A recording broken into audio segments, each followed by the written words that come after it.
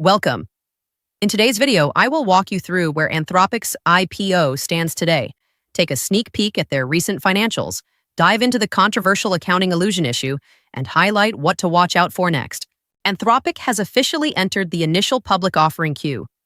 On June 1st, 2026, the artificial intelligence giant quietly submitted its confidential paperwork to the Securities and Exchange Commission, targeting a public debut as early as October of this year. Reports indicate that Anthropic's annualized revenue run rate rocketed to between $44 billion and $47 billion by May of 2026. This massive growth is driven by their primary corporate moat, which is enterprise security and custom API lock-in. Because they focus heavily on high-security corporate deployments, roughly 80% of Anthropic's revenue comes from these enterprise customers rather than individual consumer subscriptions. Following a massive private funding round in May, Anthropic's implied private valuation reached a mind-blowing $965 billion. But just as Anthropic was preparing its victory lap, a geopolitical shockwave hit the company. On June 9, 2026, Anthropic launched Claude Fable 5 to the public, a consumer-facing model built on the same underlying system as its highly restricted, cybersecurity-focused sibling, Claude Mythos 5, which had never been released publicly. Fable 5 was hailed as an engineering powerhouse. However, the triumph lasted exactly 3 days. On June 12, 2026, the United States Department of Commerce stepped in, issuing an emergency export control directive under the Export Control Reform Act. Citing urgent national security risks, the government barred all foreign nationals from accessing either model, forcing Anthropic to pull both crown jewel models completely offline worldwide. The fallout from this ban was immediate and severe. Around the same time, a striking claim went viral. Virginia Senator Mark Warner relayed that, during an authorized red team exercise, the restricted Mythos 5 model had surfaced vulnerabilities in classified systems in hours. It's worth being precise here because the dramatic version got ahead of the facts. This was a controlled test, security teams running the model against their own environments. And officials later clarified that finding weaknesses quickly is not the same as breaking in. The original reporter even walked back the hacked the NSA framing. But the underlying point still rattled investors. For pre-IPO investors, this regulatory whiplash represents an entirely new class of financial risk. If a single government letter can switch off a company's main product overnight, what does that do to a near trillion-dollar valuation? But even as Anthropic battles the White House over national security, they are fighting an equally fierce war in their ledger books. This brings us to our core CPA deep dive, a multi-billion-dollar accounting dispute that threatens to shatter a trillion-dollar valuation. To understand why this is a multi-billion-dollar dilemma, we have to look at the foundational accounting standard governing revenue, known as ASC 606, specifically the guidance on principal versus agent considerations.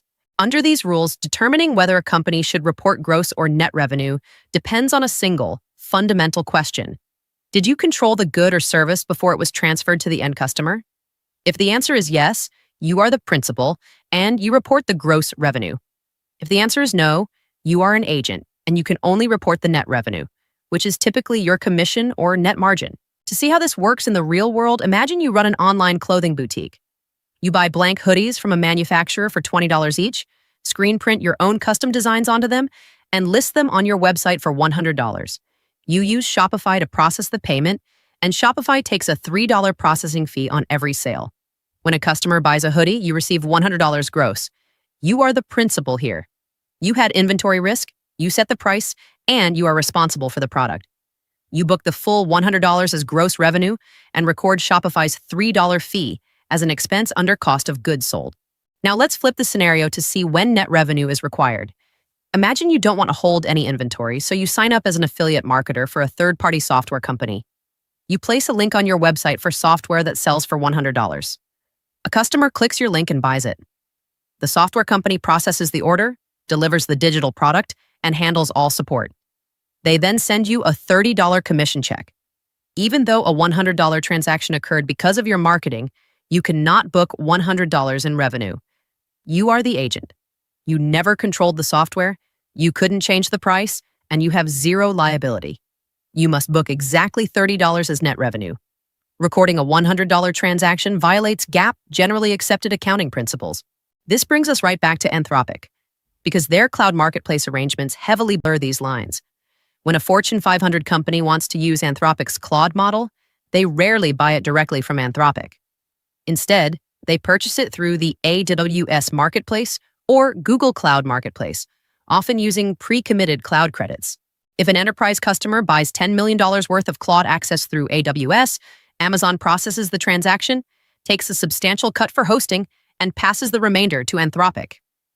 Anthropic's position is that they are the principal, so they report the full $10 million as gross revenue to support their headline $44 billion run rate. They argue that they own the intellectual property, they set the base token pricing, and their engineers fix the bugs. However, critics argue that Anthropic acts more like an agent. They point out that the data never leaves Amazon's servers, Amazon handles the billing, and Anthropic is completely dependent on the cloud provider's hardware.